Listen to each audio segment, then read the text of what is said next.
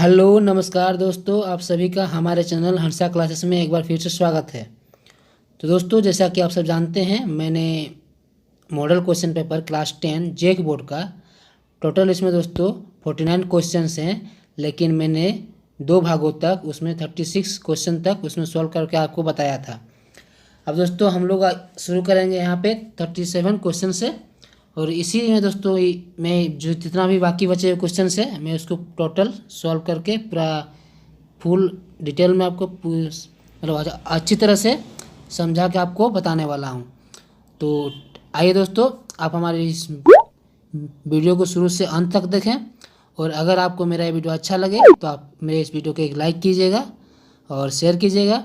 और अगर दोस्तों आपने अभी तक हमारे चैनल को सब्सक्राइब नहीं किया है तो सब्सक्राइब करने के बाद बेल आइकन को प्रेस कर लीजिएगा। तो ठीक है दोस्तों, आइए हम अपना क्लास को शुरू करते हैं। तो दोस्तों पहला क्वेश्चन मेरे पास है कि किसी 36 तो दोस्तों मैंने सॉल्व कर चुका था। अब हम आएंगे 37 पे। इसमें बोल रहा है कि किसी गेंदबाज द्वारा 10 क्रिकेट मैचों में लिए गए विकेटों की संख्या निम्नलिखित है। ठीक है, मतलब कोई गेंदबाज है, उन्होंने 10 मैच खेला और उन 10 मैचों में पहला मैच में 2 विकेट, दूसरा में 6 विकेट, इसलिए करके टोटल 5 और किसी में 0। तो अब इन आंकड़ों का दोस्तों हमको बहुलक ज्ञात करना है। तो बहुलक क्या था दोस्तों? बहुलक को दोस्तों अंग्रेजी में बोलते हैं मोड। ठीक है, तो ये मोड दोस्तों क्या होता है? ये होता है कि जो संख्या बार बार आया हो और सबसे ज़्यादा बार आया हो उसी को दोस्तों हम लोग मोड बोलते हैं या फिर बहुलक बोलते हैं। तो आप यहाँ पर देख सकते हैं, जब आप इसको ध्यान से देखेंगे तो आपको समझ में आ जाएगा। यहाँ पे 2 है, यहाँ पर भी 2 है, ये 2, ये 2, टोटल 4 2 है। लेकिन आप 3 को देखेंगे तो सिर्फ 2 ही बार है, एक यहाँ एक यहाँ। ठीक है, और एक तो एक ही बार है, तो सबसे ज़्यादा बार यहाँ पर 2 ही है, तो इसीलिए हमारा इसमें जो मोड हो जाएगा बराबर आंसर 2 हो जाएगा। ठीक है दोस्तों, अब चलते हैं दोस्तों नेक्स्ट क्वेश्चन पे। नेक्स्ट क्वेश्चन दोस्तों मेरे पास कि यदि बहुलक बराबर 10 दिया है और माध्य बराबर 10 दिया है तो हमको निकालना है माध्यक। अब इसका दोस्तों बहुत ही सिंपल फॉर्मूला है कि बहुलक बराबर क्या होता है ना, बहुलक बराबर 3 माध्यिका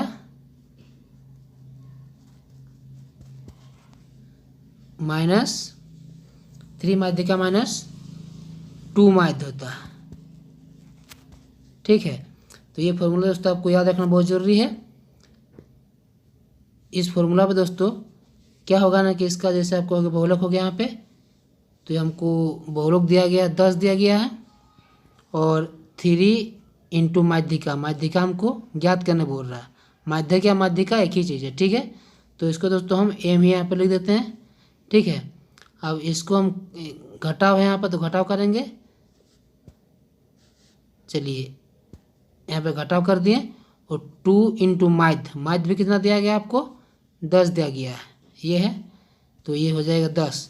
ठीक है, अभी 10 दूना 20 हो गया। अब इस 20 को बराबर के उस पार ले जाएंगे। क्यों? क्योंकि हमको संख्या को एक तरफ करना जरूरी है इस m का मान निकालने के लिए। तो 10 पहले से है, -20 को उस तरफ ले जाएंगे तो 10 और 20, ये माइनस आपका प्लस में चेंज हो जाएगा, ये 30 हो गया, बराबर 3m, मतलब मीडियन। ठीक, इसीलिए अब 3 जब फिर बराबर के इस तरफ आ जाएगा तो यहाँ पे दोस्तों डिवाइड में आ जाएगा। ठीक है, तो इसको हम काट देते हैं, तो ये m बराबर हो गया आपका 10 आंसर। ठीक है, तो उम्मीद है दोस्तों आपको ये वीडियो अच्छा लग रहा होगा, तो आप दोस्तों इसका स्क्रीनशॉट ले सकते हैं। अब दोस्तों चलेंगे हम लोग नेक्स्ट क्वेश्चन पे। अब नेक्स्ट क्वेश्चन दोस्तों मेरे पास 39 का कि यदि पी की प्रायिकता 0.05 है तो ई नहीं की प्रायिकता क्या है? दोस्तों जो इसमें बताया गया है कि पॉसिबिलिटी अगर 0.05 है तो नहीं, उस काम के नहीं होने की प्रायिकता क्या है, इसका मतलब यही है। तो आपको याद रखना है कि कोई भी काम अगर डेफिनेटली होता है तो उसकी प्रायिकता हमेशा 1 होता है। ठीक है, तो यहाँ पर क्या है इसकी प्रायिकता, इसका संभावना पॉसिबिलिटी ये 0.05 है, तो नहीं होने की प्रायिकता क्या हो जाएगी? सीधा कुछ नहीं दोस्तों, हमको 1 में यहाँ पर दशमलव दे देते हैं, 0.05 माइनस कर देना है। ठीक है, इसको जब माइनस कर देंगे तो यहाँ 5 हो जाएगा। अब 5 कैसे हुआ, यहाँ से एक हासिल लिए तो यहाँ पर 10 हो गया। अब इतना समझाने की ज़रूरत नहीं है, यहाँ पर 9 हो गया। ठीक है, तो यही हमारा इसमें 0.95 हमारा आंसर हो जाएगा दोस्तों। ठीक है दोस्तों, अब हम लोग चलेंगे दोस्तों नेक्स्ट क्वेश्चन पे। अब नेक्स्ट क्वेश्चन दोस्तों कि एक चित्त प्राप्त करने की प्रायिकता ज्ञात कीजिए जब एक सिक्के को एक बार उछाला जाता है, साथ ही एक पट प्राप्त करने की भी प्रायिकता ज्ञात करना है। ठीक है, तो अब इसको हम कैसे सोल्व करें, इसको सोल्व करने का तरीका है दोस्तों, जैसे आपने देखा होगा कोई सिक्का, ठीक है, तो एक तरफ होता है चित्त होता है और एक तरफ होता है पट होता है। ठीक है, तो अब क्या बोल रहा है कि हमको एक चित्त चाहिए। ठीक है, लेकिन जब हम सिक्के को उछालेंगे दोस्तों तो क्या होगा ना, वो चित्त भी आ सकता है या पट भी आ सकता है, दोनों में से कोई भी आ सकता है।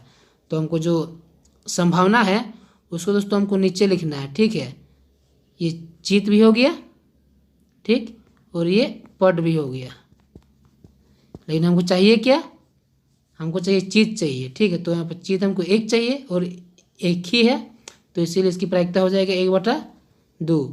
और उसी तरह दोस्तों जब पट की प्रायिकता हमको निकालना है तो ये भी दोस्तों सेम उसी प्रकार हो जाएगा, क्योंकि इसमें हमको चाहिए पट, लेकिन आने की संभावना क्या है, दोनों है, तो इसमें भी दोनों 1/2 इसका आंसर हो जाएगा। ठीक है, उम्मीद है दोस्तों आपको ये भी समझ में आ गया होगा। तो अब हम चलेंगे दोस्तों खंड सी में, और इसमें दोस्तों आपको बताया गया है प्रश्न संख्या 41 से 45 तक प्रत्येक दोस्तों आपको 4 अंक का क्वेश्चन है। ठीक है, अब इसको दोस्तों हम लोग सॉल्व करके देखेंगे। अब इसमें दोस्तों हम लोग चलते हैं, तो यहाँ पे दोस्तों जो क्वेश्चन है कि विभाजन एल्गोरिथम का प्रयोग करके px को, ये हो गया आपका px को gx से भाग देने पर भागफल तथा शेषफल ज्ञात करना है। ठीक है, तो अब दोस्तों यहाँ पे तो ये क्वेश्चन में थोड़ा रॉन्ग है, ये एक्स क्यू होना चाहिए। ठीक है, तो दोस्तों इसको हम एक्स क्यू मान लेते हैं। एक्स क्यू हो गया माइनस 3x का स्क्वायर हो गया और प्लस 5x हो गया और माइनस दोस्तों यहाँ पे 2 हो गया। ठीक है, अब जब दोस्तों इसको हम भाग देंगे कितना से, तो एक्स स्क्वायर माइनस 2 से, और जब एक्स स्क्वायर माइनस 2 से भाग देंगे तो हमको यहाँ पर एक्स स्क्वायर और यहाँ पर एक्स का क्यूब है, तो हमको इस एक्स के क्यूब के बराबर लाना है। तो उसके लिए क्या करना पड़ेगा, इसको एक्स से गुना करना पड़ेगा। जब एक्स से गुना करेंगे तो ये हो जाएगा दोस्तों यहाँ पर एक्स क्यूब हो जाएगा, और यहाँ पर ये यहाँ प्लस है, प्लस माइनस माइनस हो जाएगा, यहाँ पर 2x हो जाएगा। अब इसको यहाँ पर क्यों लिखा, क्योंकि जो सेम कैटेगरी का है उसको हमको सेम जगह पे रखना है। अगर हमको यहाँ पर स्क्वायर होता तो हम इसके नीचे रखते हैं। ठीक है, ताकि हमको घटाने जोड़ने में आसानी हो। अब हम इसको नीचे से करेंगे। अब जब यहाँ पर ये भी प्लस है तो इसको हमको घटाने के लिए इसका मान हम चेंज कर देते हैं, जो मान रहता है उसको उल्टा कर देते हैं। ठीक है, तो ये x Q minus x Q हो गया, तो यहाँ पर कुछ नहीं, 0 बच गया। ठीक है, अब यहाँ पे माइनस आपका 3x का स्क्वायर है। अब यहाँ पे जो माइनस है इसको हम प्लस से में चेंज करेंगे। ठीक है, अगर चेंज करें तो सबका करेंगे और नहीं करेंगे तो किसी का नहीं करेंगे, इस टाइप का इसमें नियम होता है। ठीक है, तो 5 और 2 प्लस 7x हो गया और यहाँ पे हो गया -2।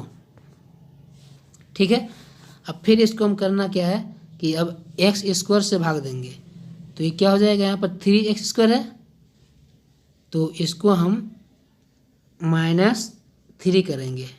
ठीक है, तो -3 करेंगे तो यहाँ पर हो गया -3x स्क्वायर और माइनस माइनस प्लस हो गया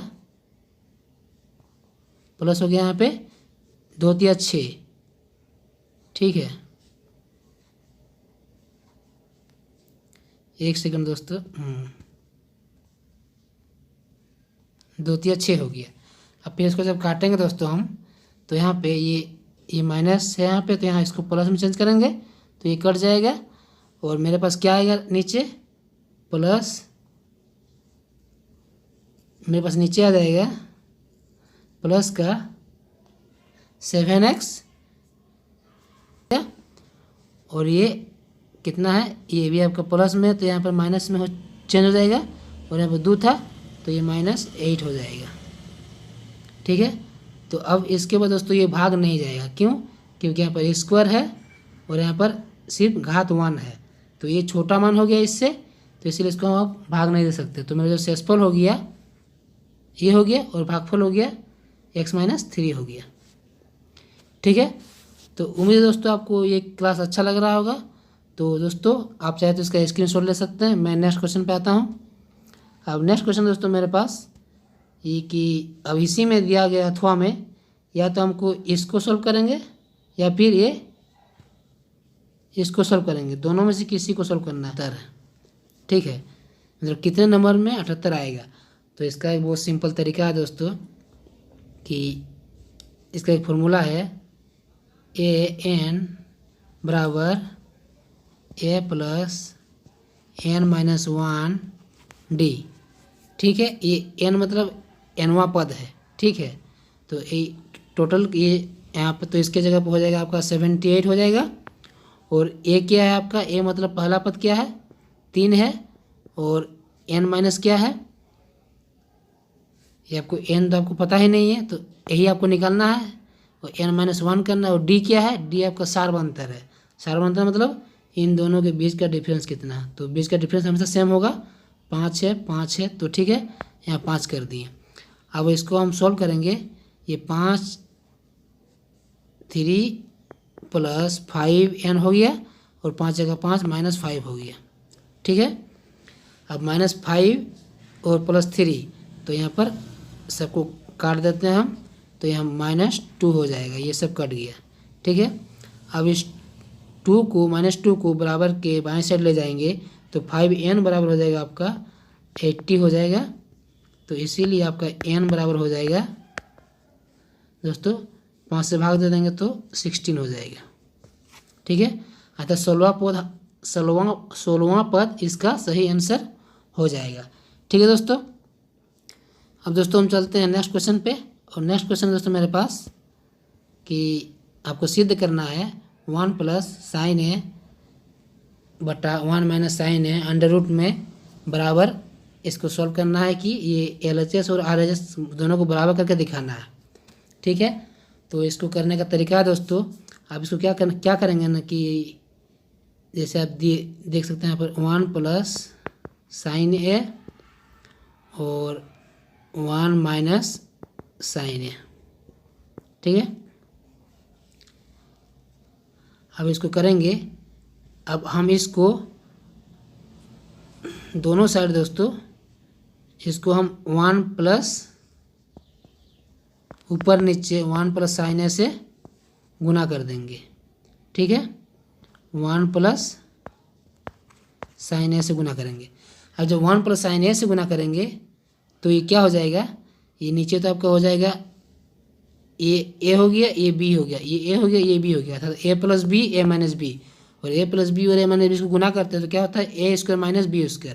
तो ये नीचे हो जाएगा आपका a² हो गया, अर्थात एक ही होगा, -b² आपका 1 - sin² a हो गया।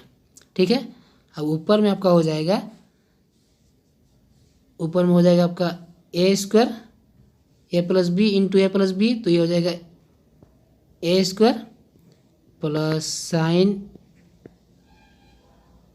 a और प्लस 2ab अर्थात 2 sin हो जाएगा। ठीक है, 2 sin हो जाएगा। अब इसको हम करेंगे 1 - sin² का मतलब होता है दोस्तों, आपने पढ़ा होगा कि sin² आपने पढ़ा होगा sin² + cos² बराबर 1 होता है, तो 1 - sin² बराबर cos² होता है।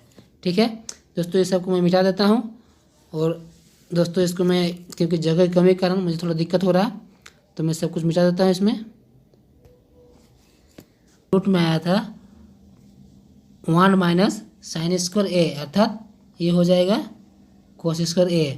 ठीक है, और मेरे पास ऊपर में हो गया 1 + sin ए का होल स्क्वायर, ठीक है, यही आया था। मैंने इसको हमको गुना नहीं करना है, ठीक है, 1 प्लस साइन स्क्वायर है। अब जब दोस्तों हम इस अंडर रूट को हटा देंगे तो मेरे पास क्या हो जाएगा कि ये स्क्वायर हट जाएगा, स्क्वायर हट के ये सिर्फ 1 प्लस साइन ए हो जाएगा और नीचे आपका कोस ए हो जाएगा, ठीक है। अब फिर इसको क्या करना है, 1 को भी अलग करना है और साइन को भी अलग करना है।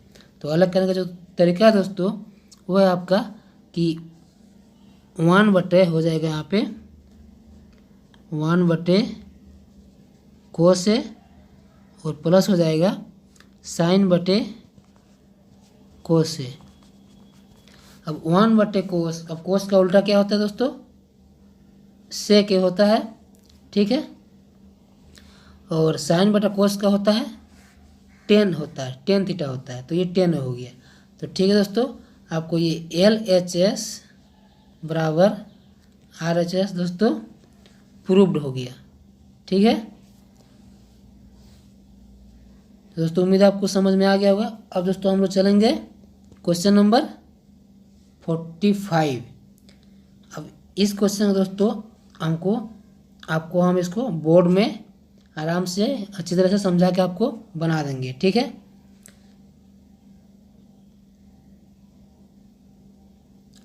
अब दोस्तों हम लोग देखेंगे, अथवा ये वाला क्वेश्चन देख लेते हैं। इसमें एक घड़ी की मिनट की सुई की लंबाई 14 सेंटीमीटर है।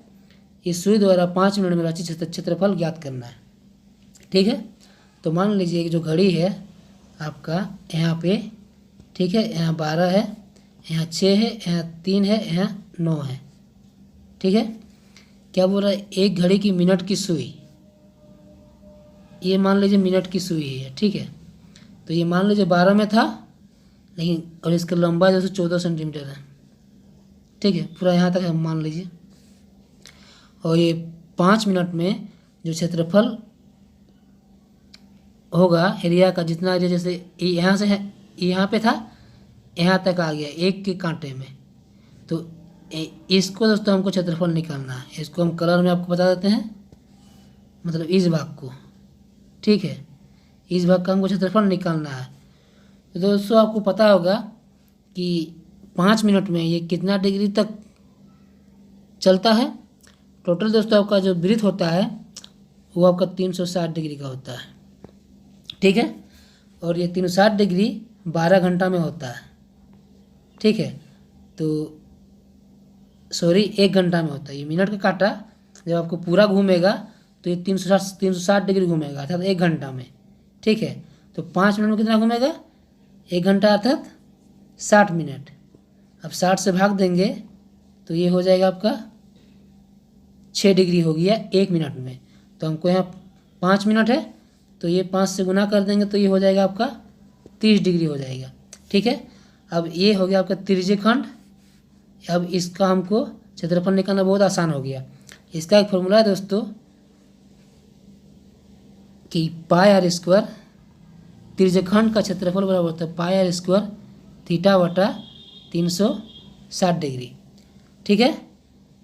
कलर फिर से हम चेंज कर लेते हैं। तो यहाँ पर पाई का मान कितना है दोस्तों, 22/7, और आर क्या है आपको 14 दिया गया है, 14 का स्क्वायर, और आपको थीटा दिया गया है 30/360, ठीक है। तो आपको सब कुछ ये 14 यहाँ पर क्यों हुआ ये भी आपको समझ में आ रहा होगा, ठीक है, क्योंकि ये जो कांटा है इसको ये त्रिज्या बन गया यहाँ पे, ठीक है। तो अब इसको हम काटेंगे 7 दूना 14, यहाँ पर 2 आया और एक 14 बच गया, ठीक है। अब 30 को भाग देंगे इससे तो यहाँ पर 12 हो जाएगा। अब फिर 2 से भाग देंगे तो फिर यहाँ पर 6 हो जाएगा, नीचे 6 हो गया, ठीक है। अब फिर इससे भाग देंगे तो यहाँ 11 हो गया, यहाँ पर 3 हो गया नीचे। अब हम इसको गुना करेंगे दोस्तों, यहाँ पर 11 हुआ, 11 और 14, ठीक है। 11 14 कितना हो गया आपका 154 होता है, और नीचे आपका 3 बचा, तो 154/3 सेंटीमीटर स्क्वायर इसका आंसर हो जाएगा। ठीक है दोस्तों, अब हम चलेंगे दोस्तों नेक्स्ट क्वेश्चन पे। अब नेक्स्ट क्वेश्चन है दोस्तों मेरे पास, और वो है आपका द्विघात समीकरण 2x² - 3x + 5 = 0 का विविध कर मूलों की प्रकृति और द्विघात सूत्र का उपयोग कर मूल ज्ञात करना है।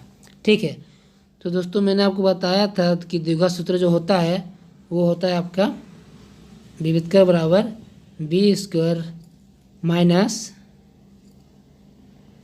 एक सेकंड दोस्तों पेन चल नहीं रहा, b² - 4ac। ठीक है, तो इसमें b कौन सा हो गया, ये हो गया ABC। ठीक है, तो b हो गया हमारा -3, तो -3 का स्क्वायर हो गया 4ac।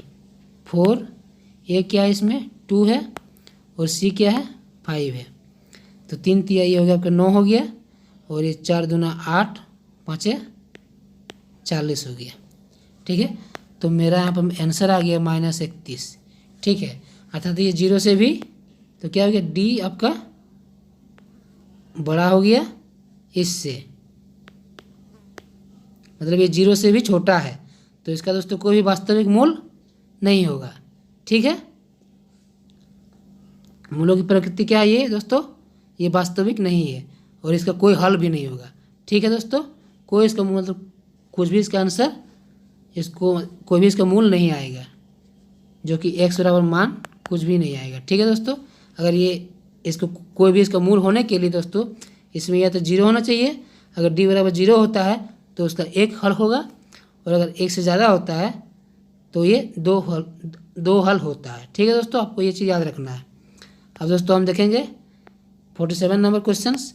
इसमें दोस्तों आपको दिया गया आंधी आने से एक पेड़ टूट जाता है, और टूटा हुआ भाग इस तरह मुड़ जाता है कि पेड़ का शिखर जमीन को छूने लगता है, और इसके साथ 30 डिग्री कोण बनाता है। पेड़ के 5 बिंदुओं की दूरी जहाँ पेड़ का शिखर जमीन को छूता है 8 मीटर है, पेड़ की ऊंचाई को ज्ञात करना है। तो ये क्वेश्चन दोस्तों मैंने आपको मेरे पहले के वीडियो में आपको बता दिया था, फिर भी दोस्तों मैं आपको यहाँ पे बता दे रहा हूँ। इसका दोस्तों क्या है, एक पेड़ है यहाँ पे मान लीजिए, ठीक है, इतना लंबा एक पेड़ है, ये यहाँ से टूट जाता है। ठीक है, ये आपका बेस है, और इसको दोस्तों बोलता है जो जमीन को छूता है, पेड़ का शिखर जहाँ जमीन को छूता है, मान लीजिए यहाँ छू रहा है, ये हो गया A, ये B, ये C, के बीच की दूरी 8 मीटर है। हमको पेड़ की ऊंचाई ज्ञात करनी है। टोटल यहाँ पर मान लेते हैं, इसको C मान लेते हैं। ठीक है, इसको C' मान लेते हैं, क्योंकि यही वाला भाग यहाँ पर आके जमीन को टच कर रहा है। ठीक है, अब इसका ये कितना डिग्री कोण बनाया यहाँ पर 30 डिग्री का। अब हमको निकालना है पेड़ की ऊंचाई, तो हमको निकालना पहले P निकालना है, उसके बाद H निकालना है। दोनों को निकाल के दोनों को जोड़ देंगे तो मेरा मान आ जाएगा। ठीक है, तो हमको ये P के लिए क्या करना है, ये P और ये B, तो हमको tan थीटा लेना है। tan, एक सेकंड, tan 30 डिग्री बराबर होता है P/B। P का मान कितना है, P है, और B क्या है 8 है, और tan 30 डिग्री का मान होता है 0/2 1/√3 1/√3। ठीक है, इसीलिए P बराबर हो जाएगा आपका 8/√3। ठीक है, ये समीकरण 1 हो गया। अब हमको इस H का मान निकालना है। अब H के लिए क्या करना है, ये B है, ये H है, तो BH किस में आता है आपका cos 30 में आता है, तो B हो गया आपका 8 हो गया, H हो गया आपका H हो गया। ठीक है, और cos 30 का मान क्या होता है आपका √3/2 होता है, √3/2 होता है। अब इसीलिए हम जब H का मान हो जाएगा यहाँ पे दोस्तों ये 16/√3 हो जाएगा। ठीक है, ये आपका समीकरण 2 हो गया। अब इन दोनों को दोस्तों हम समीकरण 1 और 2 को जोड़ देंगे तो मेरा आंसर आ जाएगा। पहला में क्या था 8/√3 और ये 16/√3। ठीक है, तो आप इसका स्क्रीनशॉट ले लीजिए, मैं सबको मिटाने जा रहा हूँ। तो 8/√3 प्लस 16/√3, नीचे √3 हो गया और यहाँ पे हो गया 24 हो गया। अब इस √3 को दोस्तों हमको नीचे से हटाना है, तो इसके लिए क्या करना पड़ेगा, दोनों ऊपर नीचे √3 से गुना करना पड़ेगा। ठीक है, तो गुना करेंगे तो ये 24√3 हो गया और नीचे √3 × √3 3 हो गया। इसको भाग काट देंगे तो 8√3 इसका आंसर हो गया दोस्तों। ठीक है दोस्तों, हमारे क्लास आपको कैसा लगा? अगर अच्छा लगा तो आप हमारे इस वीडियो को एक लाइक कीजिएगा और शेयर कीजिएगा। और अगर दोस्तों आपने अभी तक हमारे चैनल सब्सक्राइब नहीं किया है तो सब्सक्राइब कर लीजिएगा, साथ में बेल आइकन को प्रेस कर दीजिएगा, क्योंकि इससे दोस्तों हमको मोटिवेशन मिलता है और इसी मोटिवेशन से मैं प्रेरित होकर आपके लिए और अच्छा वीडियो लाने का कोशिश करता हूँ। तो ठीक है दोस्तों, मिलते हैं नेक्स्ट वीडियो में।